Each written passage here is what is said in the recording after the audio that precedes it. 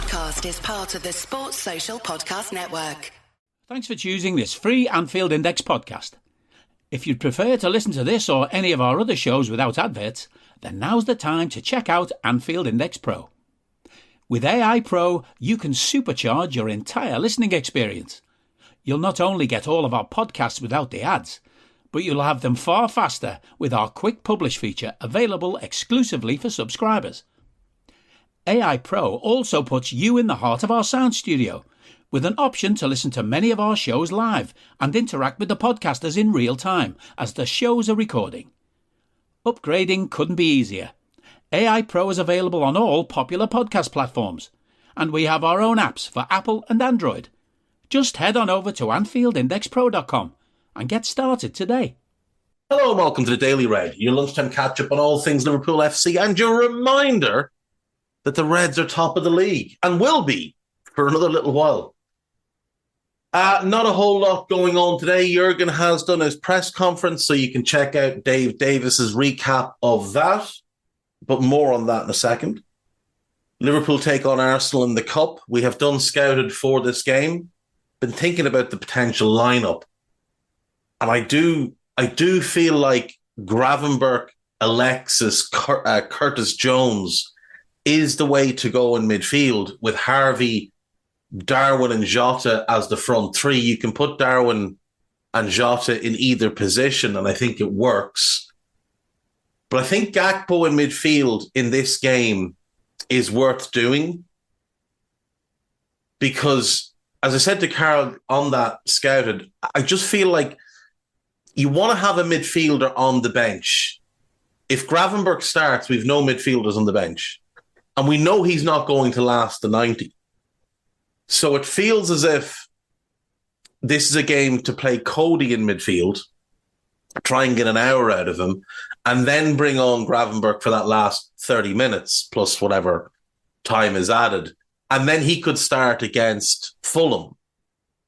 Because I think you'd want to go with pretty much the same team for both games. The only changes I would suggest would be Gakpo starts this one in midfield and Ibu starts next to Virgil. And then against Fulham, you go with Gravenberch coming in midfield and Kwanzaa comes in for Ibu. And you give Ibu that little bit of extra rest because then we don't play for 11 days. So we get these two games in quick succession and then nothing for 11 days until the trip to Bournemouth. And it just kind of feels like that's the best way to manage the squad. Go as strong as possible for both of these games, but do have those two bits of rotation in there so you don't risk overloading Ibu, so that you don't overload Gravenberch, who doesn't seem to have 90 minutes in his legs, let alone, back-to-back lumps of games in quick succession. You get Cody minutes, you get Jota minutes. You could leave Jota on the bench against Fulham if you wanted and bring back in Diaz, who, to his credit, had a good game against Newcastle. It feels like Harvey should be the right winger, which just takes him out of midfield. If Mo wasn't gone, I'd suggest Harvey in midfield.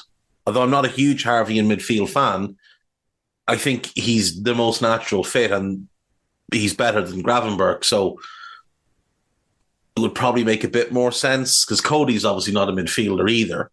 But Cody does offer size, ball carrying, the ability to shoot from range if he gets the opportunity.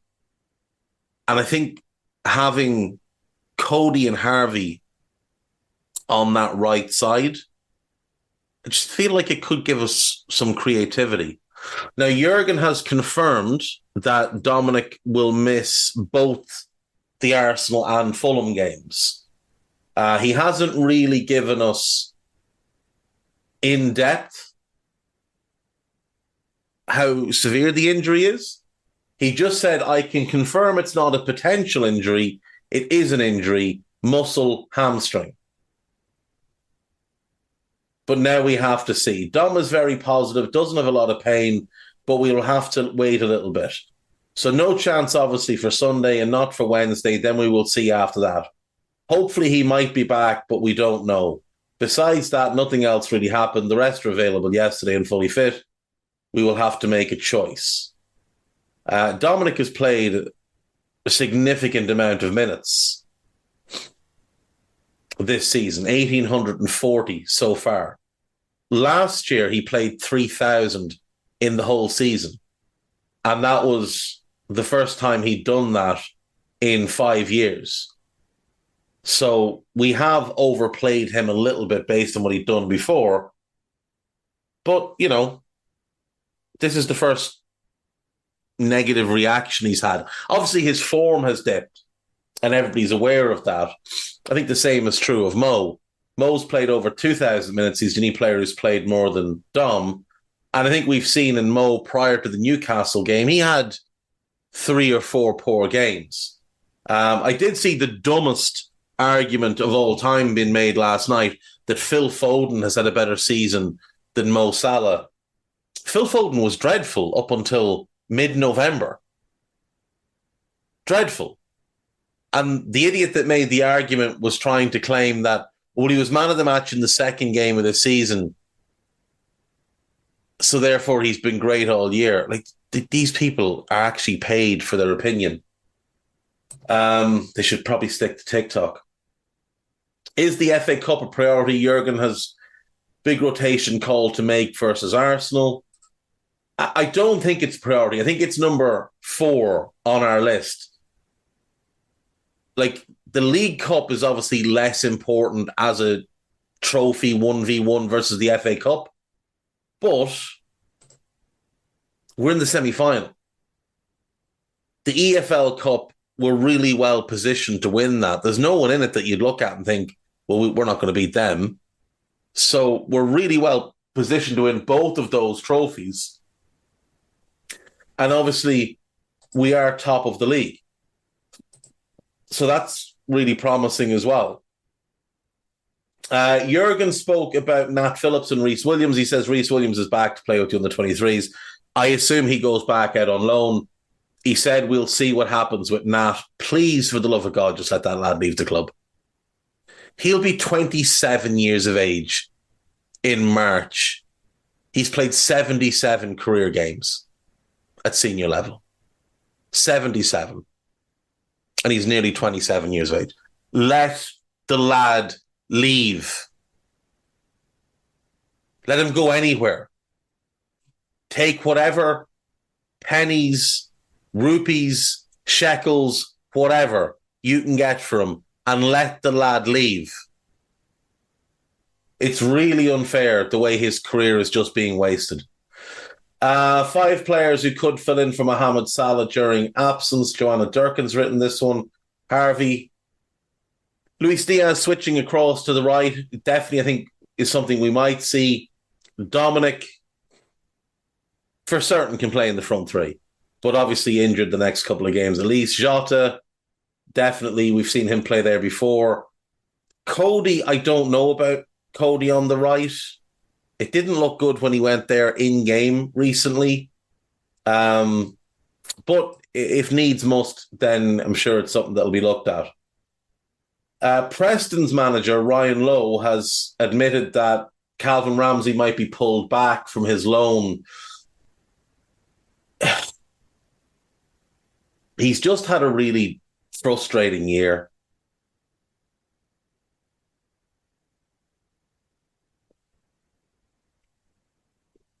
Got injured, came back, got COVID, and now he seems to be, at best, a backup. Sometimes third choice in that position. We probably should call him back. We have not done well with the places we've allowed our players to go on loan this season. Jurgen Klopp has lavished praise on Owen Beck, with the Liverpool youngster being tipped to start against Arsenal. Now, if he does start, could Gomez play right back and Trent play on the right side of midfield? Because Trent, Alexis, Curtis as a midfield 3 could be really interesting. And we talked about that on Scouted. My only concern with throwing Owen Beck in is that it would be up against Bukayo Saka, who is an exceptional player, and it's a big ask. So we've got 9 players currently absent: Thiago, Besetic, Ben Doak,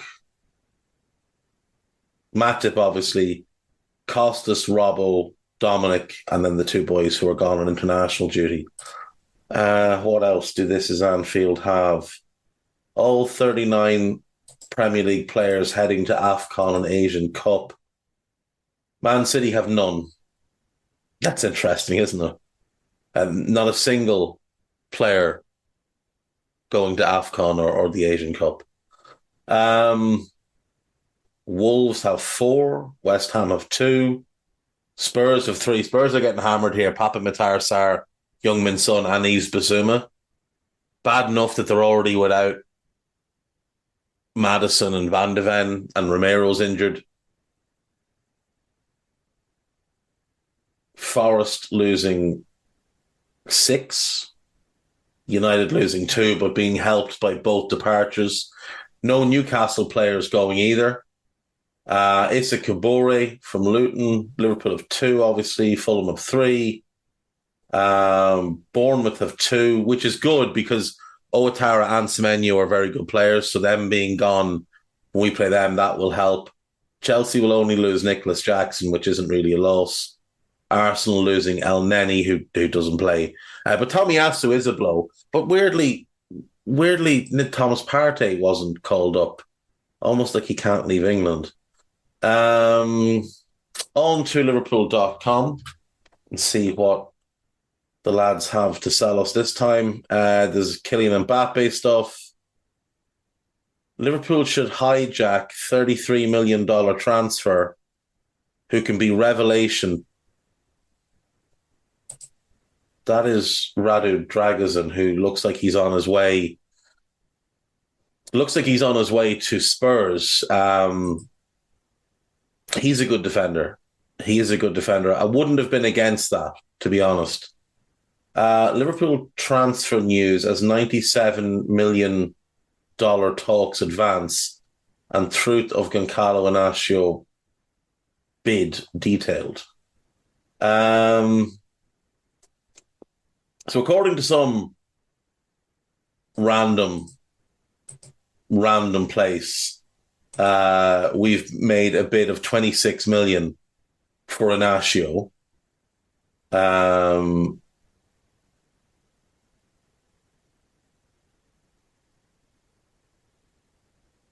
He's got a big buyout, so that's not going to do it. And then there is Lenny Yoro. Now, you've heard me talk about Lenny Yoro. I'm a massive fan. I think he is potentially going to be the best young centre-back in the world. He's only 18. He's played 37 times for Lille. But he is an absolute stud in the making. He is immense. And as a long-term successor to Virgil, he's the one that stands out to me. But apparently they want 77 million. Now, some French outlet, Le Ten Sport, I've no idea how reliable they are. They're claiming that we're advancing in talks to sign him. We're not going to pay 77 million. I don't think they actually will hold to 77 million either.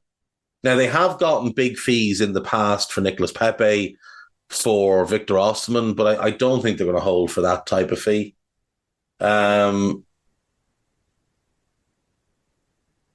He is a special talent, though, genuinely. There's no other centre-back. Ousmane Diomande of Sporting stands out as one that we should be looking at for certain. But even then, Yoro to me just he's a class above. He really is a class above. And Diomande is going to cost 70 million-ish because he's got a buyout clause. I'd rather, even if Yoro was a little bit more, I'd rather pay that for him than for Diamande, to be totally honest. Yeah.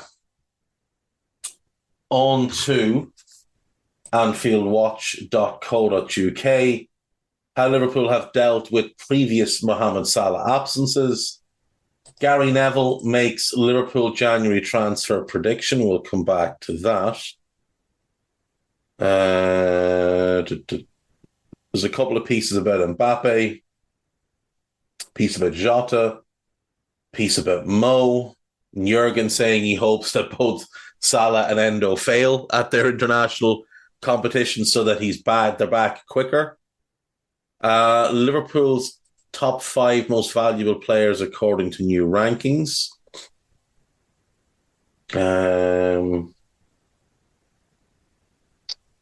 It's a profile on Owen Beck, which is a decent read, actually. What has Gary Neville had to say? He has predicted that Liverpool might have a sneaky dabble in the transfer market.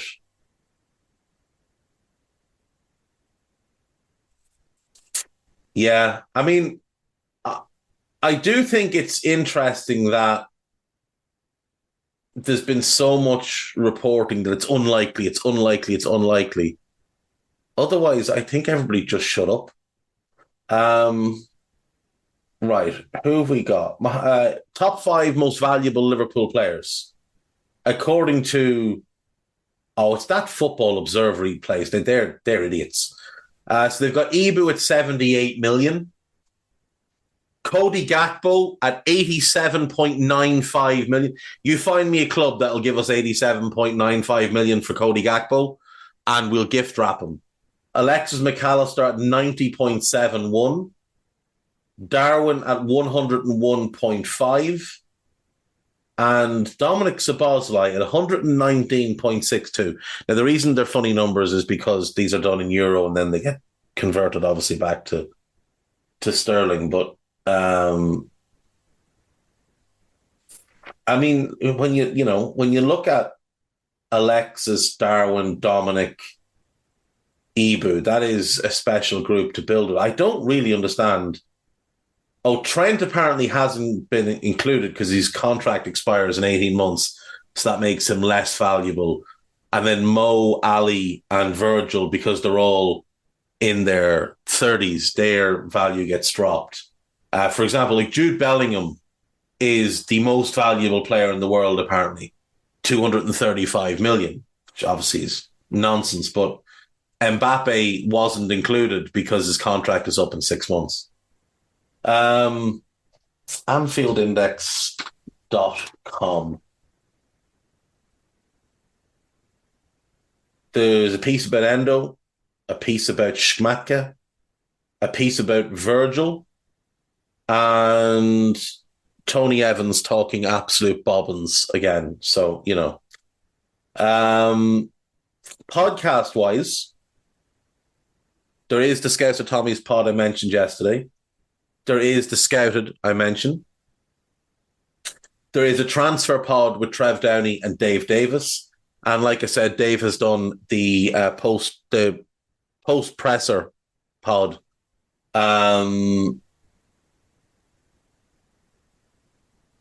For the Arsenal game. So do give all of those a listen. There is also a few other bits and bobs there you might want to check out, including me and Carl having a good old waffle about the Arsenal game as a piece that an article has been put together about that as well. So if you want to buy some right price tiles as well, actually, there's some good deals. Sorry, it's just an ad. It's just an ad that's there. Right, folks, that'll do. I will see you all on Monday. Hopefully, we will be discussing a victory. We will be discussing Arsenal being eliminated from the FA Cup. We will be discussing Lego Head facing another trophyless season. And I will be reminding you that the Reds, no matter what happens, will be top of the league until at least the 30th of January. Not bad. See you Monday. Bye-bye. We hope you enjoyed listening to this Anfield Index show. Please be sure to subscribe to our channel so future podcasts find their way to your device automatically. There's nothing quite like fan engagement, and we'd love to know what you think of anything discussed on this show. The best way to get in touch is over on our free Discord community, where both podcasters and listeners debate the hottest LFC topics 24/7. Sign up free now at AnfieldIndex.com/Discord. You won't regret it. You can also follow us on Twitter at Anfield Index and find us on Facebook by searching for Anfield Index. Oh, and before you go, we'd love it if you could leave us a 5-star review on your favourite podcast app. It only takes a couple of seconds, and it means the world to the people who create these free shows. Sports Social Podcast Network.